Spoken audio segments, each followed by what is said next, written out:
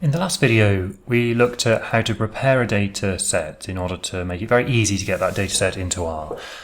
We prepared the data in Excel and saved it as a CSV file, comma-separated file. This video is about how to import that data set into R and to make sure that we've imported that data set correctly, and also to think about what kinds of things might go wrong when we try and import the data set and how we can correct those things. So, first of all, we're going to use a function in R called read.csv to get the dataset into R. So let's open RStudio and have a look at an example of using that read.csv function. Here we go. So this is RStudio. We've got the script window and the console here. Let's just make that a bit bigger. And this line here is an example of using read.csv to read in some data. Let me just show you the whole line if I can. And what this text is, this green text inside the quotes, it's the location of the data file. The location is this part, and then the file name is this part. You can see it's quite a long file name which ends in .csv, saying it's a .csv file. I forgot to put the bracket on the end. That's the bracket that closes this one.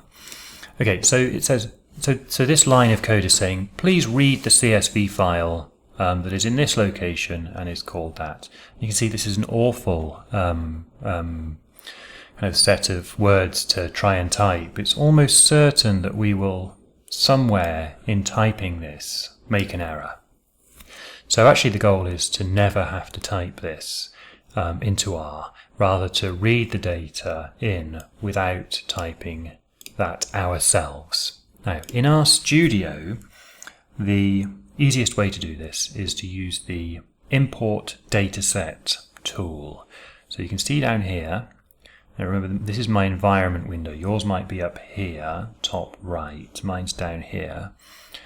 We click on this Import Dataset tab, and then we're going to import from a text file. A CSV file is a text file. We're definitely not going to import from the internet. So we click on From Text File. Then what we can do is we can navigate to where our data file is. And mine is in the folder for this course, and we're going to import this data entered temperature rate data set. We click Open, and we get this window which has a number of options. This is what the file looks like above, the input file. It looks like this. That's what the text is. It's entries separated by commas, comma separated values. And this is the data frame. So this is what the data will look like when it's brought into R. And this looks really good. It's got the column names in bold and the data here in the rows. You can actually see there's something odd going on here with these rows here. We'll deal with that later. So we click Import because it all looks good. And a few things have happened here. One is that R has automatically created some code in the console. That's this. That's what it's automatically created. The first line of this is the read.csv. You can see here, read.csv, and R has made for us this awful text that we didn't really want to type because we would definitely get something wrong. And so it's made that read.csv, and it's assigned it to an object that it's called data.entered.temperature rate. That's the file name it's used. And then that's one line of code that it's run. The next line of code is view that data. And this line of code opens this kind of spreadsheet type window we're not going to look at actually. So let's close that. And let's just open another script that we're going to actually do the work in. The first line of script should always be list.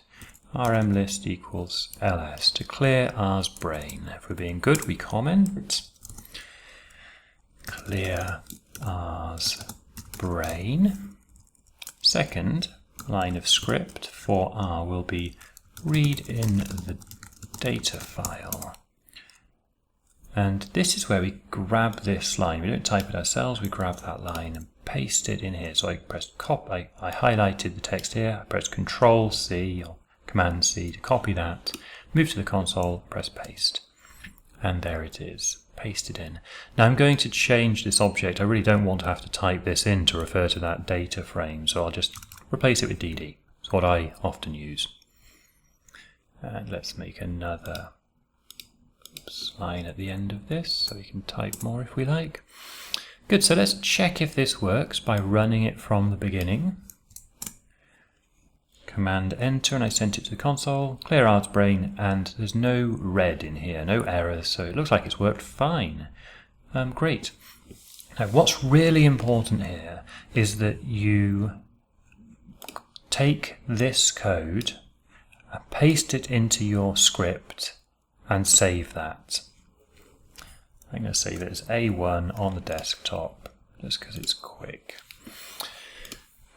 So the importance of putting this line of code into your script rather than running import dataset every time you want to run this code is that, well, it's much faster to run this line of code than it is to go through the import dataset clicks.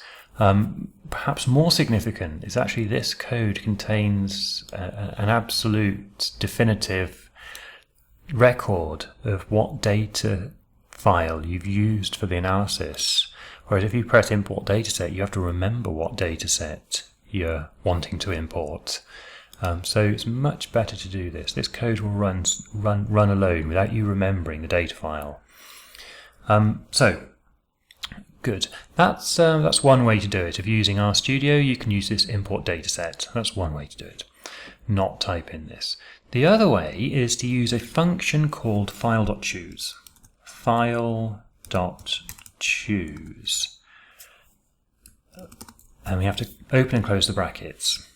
So I'm going to copy this, paste it into the console. Naughty, I should really have submitted it. But you see here it's in the console, and I'm going to press Enter. That opens a window where we can search for files. We go to desktop and so on. Intro to R, skills lesson, skills lesson 2, and this is the dataset. Press open. Now this doesn't read in the dataset. What it does do is it gives in the console, it returns the path and file name as text. So let's copy that. Actually, if you compare this to this line, it's relatively similar. There is a difference, but it's actually relatively similar. The difference comes in is that for some reason file.choose has used import dataset has used this tilde, which is the short version of this part of the code. So we can actually replace this with a tilde. There we go. And now it's identical. If we space this out, we would see that it's actually identical. So it's just another way of getting that using file.choose. We have to pass that, just like before, to read.csv. Go back to the beginning and do read.csv, and we assign that to, dd. See, I've typed this function kind of backwards. The inside here, this text I did first, then I did read.csv, then I made the assignment. So this should do exactly the same thing as this previous line. They should be identical. Good. And both of those, the aim with both of those methods, remember, is to not type this ourselves, because it's difficult. We'll make an error. You can see this is the second line of our R code. So if we start getting problems here, it's going to be a bit depressing, because we started with R, and the second line of code we ever wrote is going to be not working very well. So either use the import dataset tool or use file.choose. Remember, the golden rule is the read.csv information must end up in your script file and save it. Okay, let's take a break there. In the next clip, we're going to look at checking that the dataset has been imported correctly.